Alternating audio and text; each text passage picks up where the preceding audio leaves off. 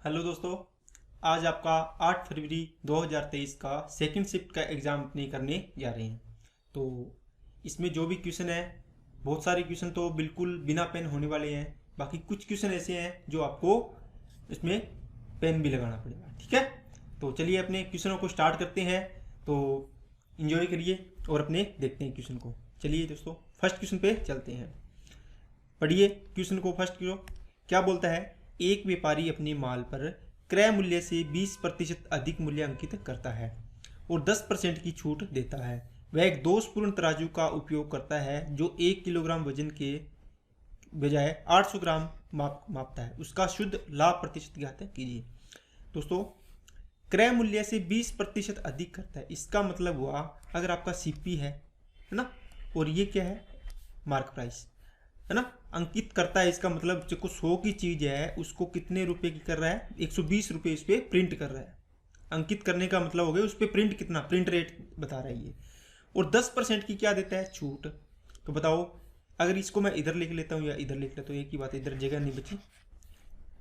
देखिए, जैसे आपका ये था सीपी, ये था एमपी, 100 रुपए की चीज को ये 120 प्रिंट कर रहा है और इस पर क्या दे रहा है, छूट दे रहा है। कितनी दे रहा है, 10% छूट देता है।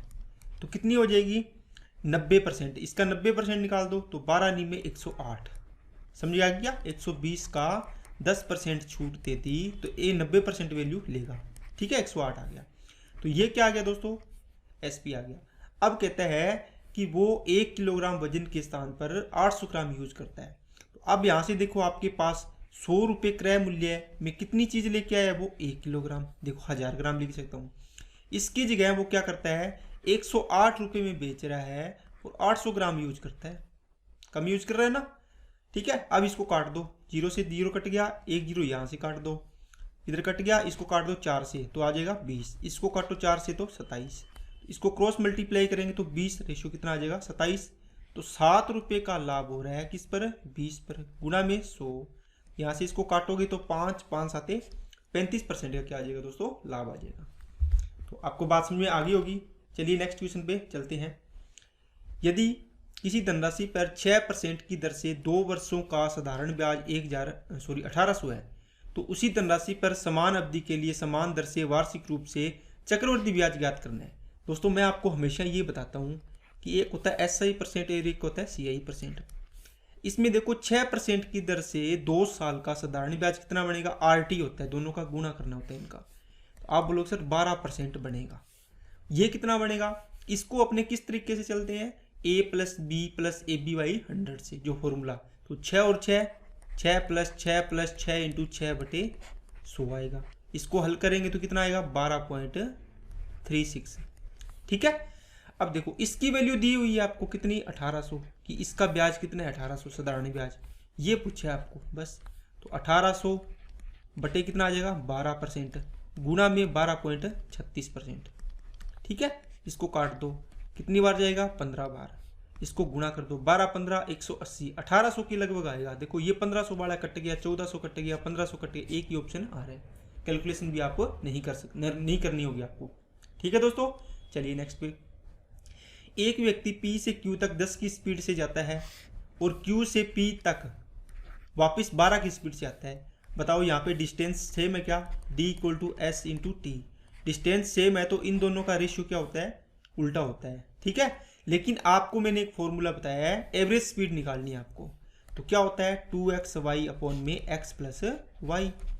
2 × x कितना है, 10 × 12 बटे में क्या आ जाएगा, 10 और 12 22, 2 से काटा 11, तो 120 बटे क्या आ जाएगा, 11, 11 एकम 11, कितना बचेगा, 1 10। ठीक है, तो ये आ गया 0 और ये 10 बटे क्या लिख सकते हैं उसको, 11। तो ये आ गई km/h। ठीक है, चलिए नेक्स्ट पे। एक स्कूल में लड़कों की संख्या का 20%, तो बॉयज की संख्या का 20%। लड़कियों की संख्या के 2/3, तो लड़कियों की संख्या जी मान लिया गर्ल्स के 2/3 के इक्वल है। इसको जब अपने हल करेंगे तो क्या आएगा, 1/5। तो यहाँ से बॉयज एंड गर्ल्स का रेशियो निकालना है आपको। इधर लिख लेता हूँ मैं, B × 1/5 लिखेंगे इसको। ठीक है, तो यहाँ से बॉयज बटे गर्ल्स, तो बॉयज ये जी नीचे चलेगा, 5 दूनी 10 बटे क्या आ जाएगा, 3। तो आपको पूछे 10 रेशो, इसका 3 आंसर आ जाएगा। कहाँ है, ये रहा। चलिए नेक्स्ट पे।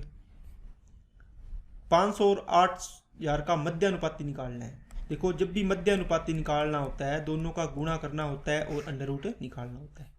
ठीक है, यही होता है ना, ए बी का मध्य अनुपाती, तो ए इंटू बी का अंडर रूट होता है। ठीक है, यहां से देखो 3 और 2 5, तो लगभग कितना आएगा, 5 8 40।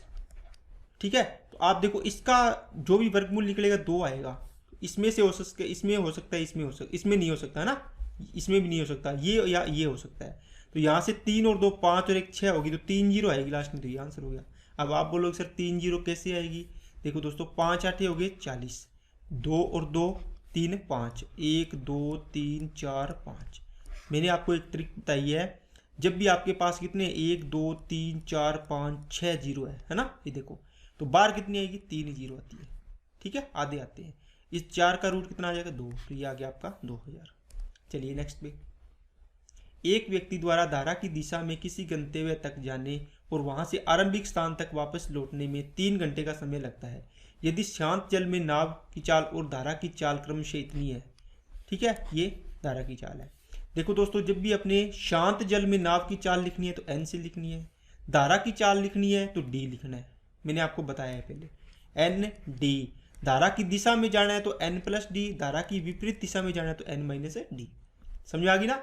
देखो दिशा में जाते हैं तो आपको स्पीड ज़्यादा हो जाती है, विपरीत दिशा में जाते हैं तो स्पीड कम हो जाती है। ठीक है, तो यहाँ से n प्लस डी और n माइनस डी का रेशो निकाल लेते हैं अपनी। किसका? धारा की ये दिशा मान लो, इसको ये विपरीत दिशा होगी। लिखने की बजाय आप ये लिखोगे तो आपको ज़्यादा याद रखेगा। तो ये स्पीड का रेशो है, स्पीड है। देखो 6 और 3 क्या हो जाएगी, 9। ठीक है, और ये 6 में से 3 गया 3। यहाँ से अगर आपको टाइम का रेशो निकालना हो तो क्या आएगा, 3:9। इसका उल्टा हो जाता है, क्यों? Speed into time equal to distance होता है। देखो कोई भी है, ये कहता है एक स्थान से जाता है और उनके बीच की दूरी सेम है, जहाँ भी जाता है वहाँ से वापस आता है यहीं पर। ठीक है ना, तो ये डिस्टेंस सेम है, तो इनका रेशो उल्टा होता है स्पीड और का। इसका 9 3 है तो इसका 3:9 हो जाएगा टाइम का रेशो। 9 और 3 12। ये कह रहा है टोटल समय 3 घंटे लग रहा है, लेकिन यहाँ पे कितना लग रहा है, 12 घंटे। तो इसका निकाल लो, धारा की दिशा में जाने का कितने घंटे आ जाएगा, 3 पार्ट की वैल्यू निकाल दो, 3 आ गया। तो आपके यहाँ पर आ गया 9/12 घंटे। अब 9 की स्पीड से जा रहा था धारा की दिशा में और 9/12 टाइम लग रहा था। देखो चाल इंटू समय, तो क्या आ जाएगी, दूरी। तो दूरी तो पूछिए आपको, इसको काटो, 3 3 9, 3 चौके 12, 27 बटे आ गया 4, तो 4 6 24, तो 6 पॉइंट समथिंग आ गई, ये आंसर आ गया। चलिए नेक्स्ट पे। एक दुकानदार अंकित मूल्य पर 15% की छूट देने के बाद 8% का लाभ अर्जित करता है। स्टॉक को खाली करने के लिए दुकानदार x% की छूट देता है, कोई लाभ या हानि नहीं कमाता, x का मान ज्ञात करना है। दोस्तों जब भी आपके पास एक छूट और एक लाभ या हानि प्रतिशत दिया हो तो आप यहाँ से CP और MP का रेशियो डायरेक्ट लिख सकते हो। ठीक है, आपको ध्यान क्या रखना है, याद है कि छूट दे रहा है, छूट किस में होती है, MRP पर, लेकिन ये छूट दे रहा है, छूट देने के बाद कितना होगा, 15% की छूट थी, इसका मतलब 85 में बेचेगा, तो ये लिखना है क्रय मूल्य के नीचे। छूट वाली चीज देखो, इसकी चीज इसके नीचे, इस वाली चीज इसके नीचे। लाभ या हानि किस पर होता है, क्रय मूल्य पर। देखो लाभ हो रहा है तो ये इसके नीचे लिखना है, तो ये हो जाएगा 108। ठीक है, अब ये कहता है कि कोई वस्तु था 108, इसका प्रिंट रेट था, ये प्रिंट है ना, इस पे ये कह रहा है कि 15% की छूट दे रहा है, तो कितनी दे देगा, 85%, 85 में बेचेगा। लेकिन ये कह रहा है कि स्टॉक को खाली करने के लिए एक छूट और दे रहा है, तो मान लो 100 की चीज को ये x में दे रहा है। ठीक है, छूट देने के बाद मान लो x रुपए में दे रहा है, आप इसको ऐसे लिख लो। बराबर में क्या हो जाएगा, कितने में दे रहा है, कि ना लाभ ना हानि, तो 85 रुपए में दे रहा है। क्योंकि 85 में क्यों, देखो कितने में खरीद के लाया, 85 में, तो जितना भी माल है उसको 85 में बेचेगा, तो ही तो इसको ना लाभ ना हानि होगी। बात समझ आ गई ना? तो यहाँ से काटो 85 से 85, ठीक है, इसको काट दो, 4 से काटा 27, 4 से काटा 25, ठीक है, तो x इक्वल टू आ जाएगा 2500 बटे आगे दोस्तों 27, तो 27 8 216, 27 नी में कितने होते हैं, 9 दूनी 18, 9 7 63, तो 243, तो 27 नी में 243, तो 7 बचेगा, 27 दूना 54। ठीक है, तो 92 पॉइंट समथिंग आएगा। आगे भी कर सकते हैं, कितना होगा, 27 दूना 54, कितना बचेगा 16, 27 पंजे 135, 27 छिक्के 162, तो 92.6 के लगभग आएगा।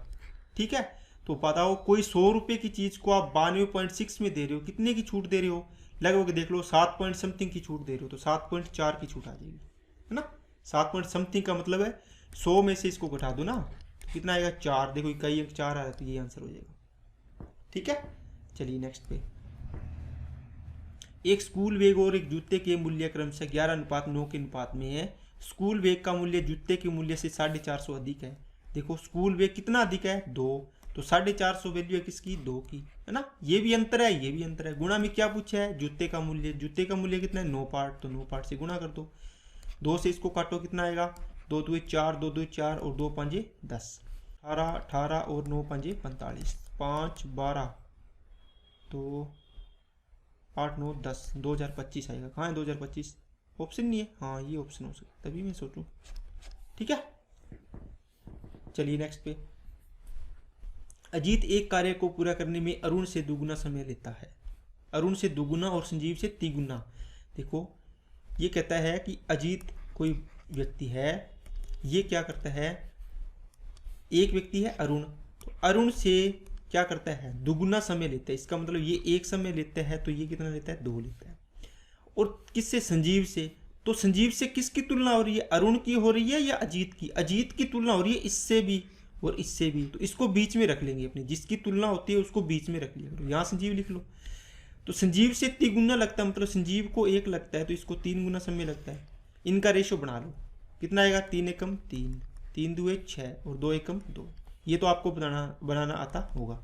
ये अगर खाली जगह है तो इसके पास वाला 3 है, तो 3 यहाँ लिख देते हैं। इसकी खाली जगह है, यहाँ पे खाली है, तो इसके पास वाला ये 2 है, तो 2 यहाँ लिख दो, इनको गुणा कर दो, बस रेशो बन जाएगा। ये दोस्तों समय का रेशो है ना, समय का रेशो। यदि वे तीनों एक साथ कार्य करते हुए 53 घंटे में कार्य पूरा करते हैं, देखो आपके पास टोटल वर्क इक्वल टू होता है टाइम इनटू क्या होता है दोस्तों, एफिशिएंसी, है ना। तो टाइम आपके पास ये रहा, लेकिन एफिशिएंसी, आपको टाइम दिया हुआ है लेकिन एफिशिएंसी निकालो कितनी, देखो एफिशिएंसी यहाँ से निकालोगे तो आपको टोटल वर्क सेम है ना, कांस्टेंट है। इनका रेशो एक दूसरे का उल्टा होता है, तो इनका एलसीएम लो, 3 6 और 2 का कितना आएगा 12, 3 चौके 12, 6 दूनी 12 और ये कितना आ जाएगा 2 छिके 12। तो इनकी एफिशिएंसी का रेशो आ गया दोस्तों 4 2 और सॉरी सही आएगा 3 चौके 12 और 2 छिके 12 और 6 दूनी, ठीक है। तो ये टोटल एफिशिएंसी कितनी आ जाएगी इसकी 12 ना। तो देखो ये कहता है कि टोटल काम 53 घंटे में होता है, तो 12 की एफिशिएंसी होगी टोटल, तीनों बंदे 53 घंटे लेती हैं और 12 एफिशिएंसी होगी टोटल, तो ये हो गया इसका टोटल वर्क। ये टोटल वर्क अब किससे करवाना है, आपको बोला इसने संजीव से करवाना है, ठीक है। संजीव कितना 6, तो 6 की दर से ये 6 की एफिशिएंसी है, तो इसको 6 दूनी 12, 53 दूना 106, तो इसका 106 घंटे इसको टाइम लगेगा। ओके दोस्तों, चलिए नेक्स्ट पे।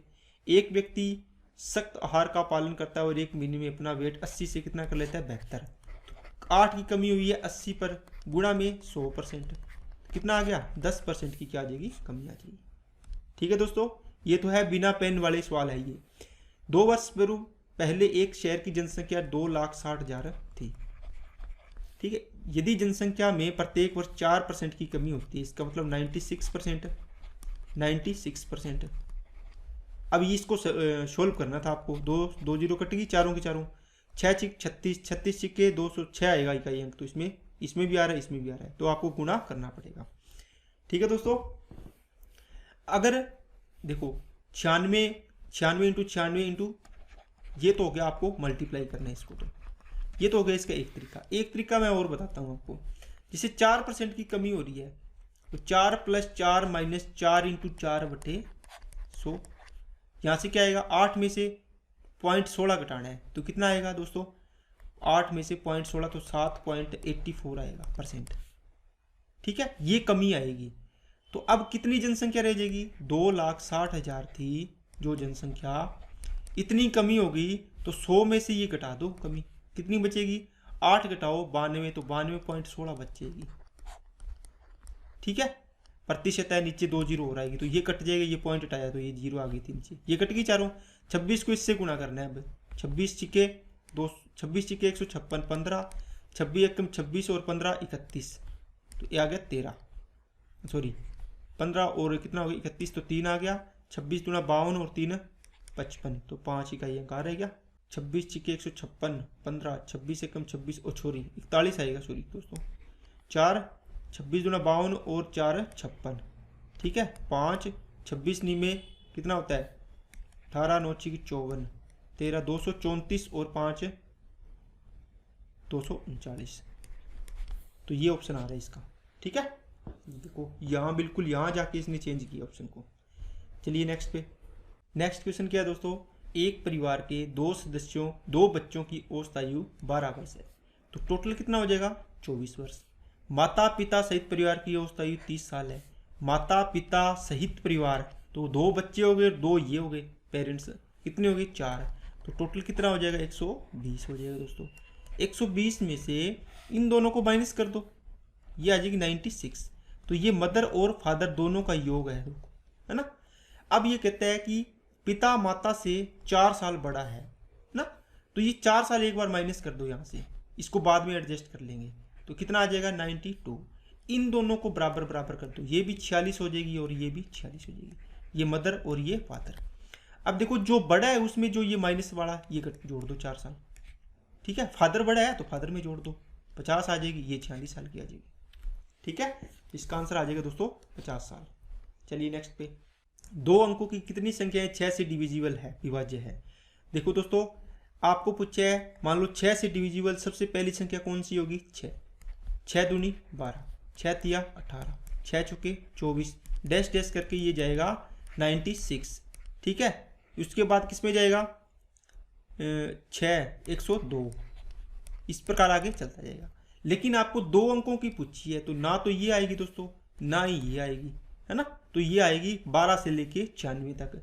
अब आपको पदों की संख्या ज्ञात करनी हो तो आपके पास होता है लास्ट पद माइनस फर्स्ट, तो लास्ट माइनस फर्स्ट अपॉन में डिफरेंस प्लस 1, ये होती है पदों की संख्या, ठीक है। तो इनका डिफरेंस करो कितना आएगा 96 माइनस 12 बटे में डिफरेंस कितना, हर बार 6 6 चलना है, देखो 6 का डिविजिबल है ना 6 वाला, प्लस 1, तो ये 84 14 14 और 1 15, तो इसका आंसर आ गया 15, ठीक है। ये उस फॉर्मूले से भी कर सकते हो आप, a plus n minus 1 into D.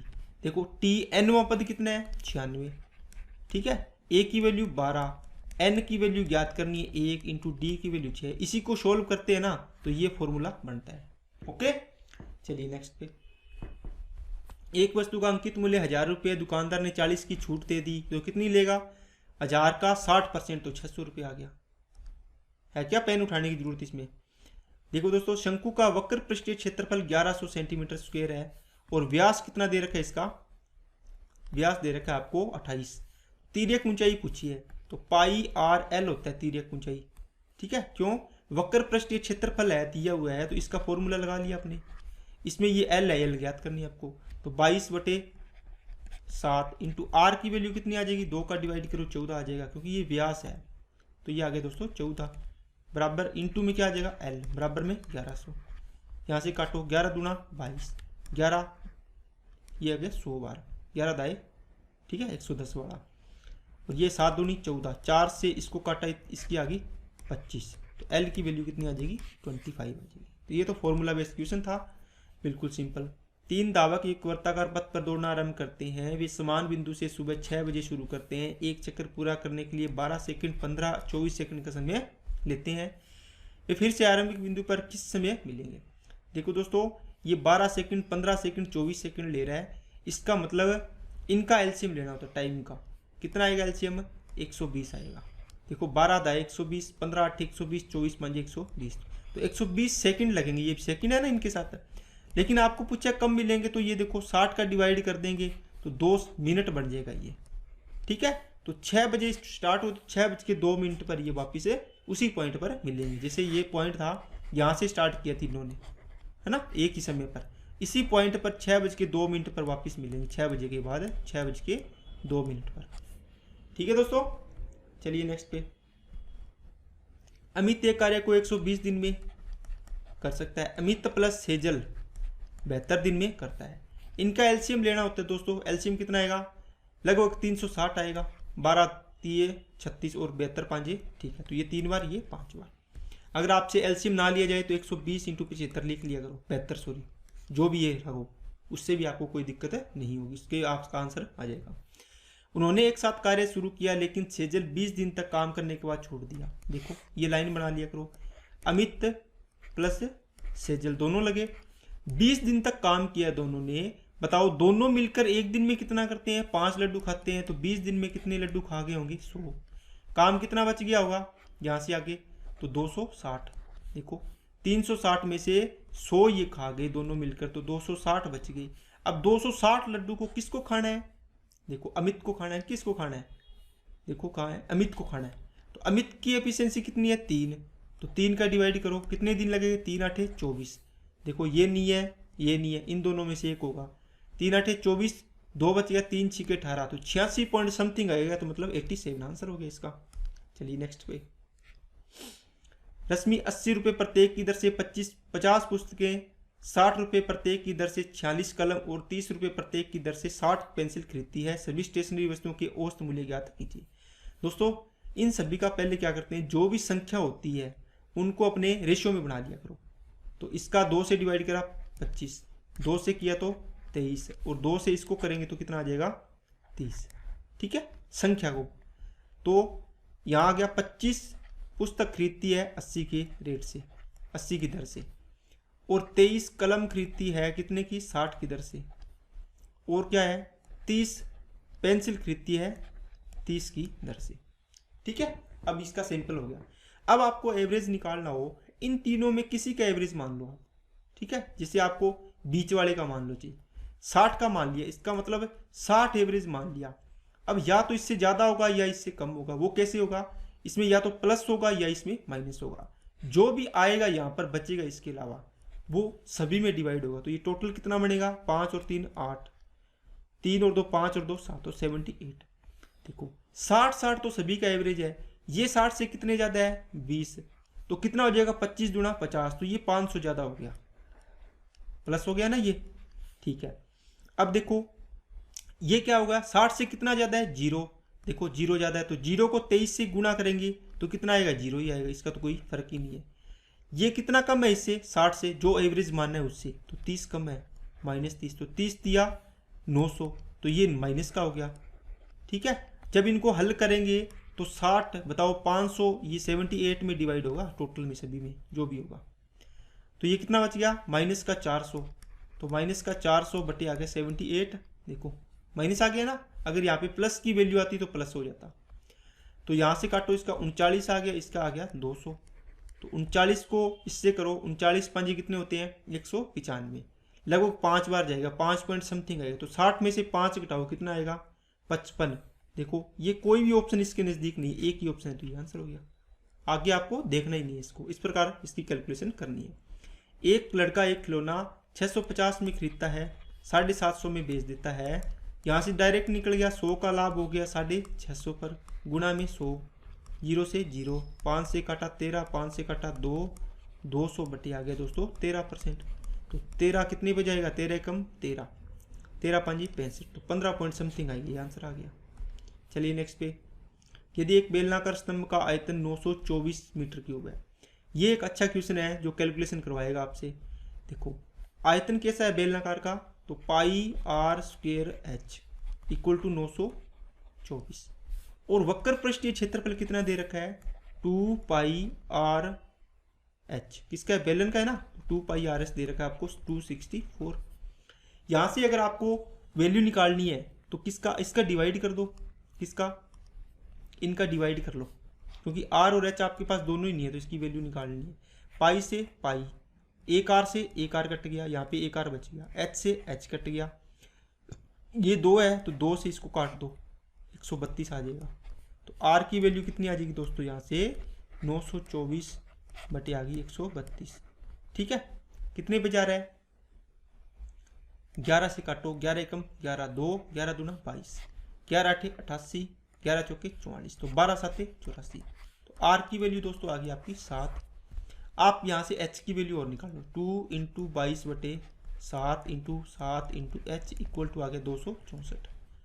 ठीक है, 7 से 7 कैंसिल, 22 एकम 22, 22 दूना 44, 2 से काटा 6 बार, तो h की वैल्यू कितनी आ गई 6। ठीक है, ये दोनों वैल्यू चाहिए थी, ये दोनों निकाल लिया आपने। अब कुल पृष्ठीय क्षेत्रफल चाहिए आपको, तो 2 पाई आर एच प्लस आर, ये होता है कुल पृष्ठीय क्षेत्रफल। 2 पाई इंटू आर की वैल्यू कितनी है 7, एक सेकंड बच्चों, आर की वैल्यू कितनी है 7, और ये क्या है h प्लस आर, तो 7 और 6 13 हो जाएगा, तो गुणा में लिख दो या ब्रैकेट में लिख दो 13। ठीक है, 13 7 91, 91 को 2 से करेंगे तो 182 इंटू पाई, क्योंकि पाई में आंसर था ना, तो 182 ये इसका आंसर आ गया। ठीक है दोस्तों, तो ये आपकी शिफ्ट 2 कंप्लीट होती है। तो आपको अच्छे लगे होंगे क्वेश्चन, और इसका तरीका भी मैंने आपको बताया है। आप ये बैम निकाल देना कि आपको पेन नहीं चलाना पड़ेगा। कुछ क्वेश्चन होते हैं जिसमें पेन नहीं चलाना पड़ता, लेकिन आपके हाथ की प्रैक्टिस इतनी होनी चाहिए कि आप पेन भी चलाओ तो आपको ऐसे लगे कि हाँ 10-20 सेकंड में, 30 सेकंड में आपका सवाल है, जो सिंपल सवाल है वो तो 10 सेकंड में ही हो जाना चाहिए। उसके बाद जो टाइम बचा रहे हो आप बिना पेन से, तो वो आपको बड़े क्वेश्चन में, जैसे ये क्वेश्चन है 20वां, इस प्रकार के क्वेश्चन में आपको लगाना है। ठीक है दोस्तों, तो आज के लिए इतना ही रखते हैं, बाकी अपने नेक्स्ट वीडियो में नेक्स्ट पेपर या नेक्स्ट टॉपिक के साथ मिलते हैं। तो आज के लिए इतना ही। अगर वीडियो अच्छी लगी तो लाइक करना, चैनल को सब्सक्राइब जरूर कर लेना। Okay, thank you.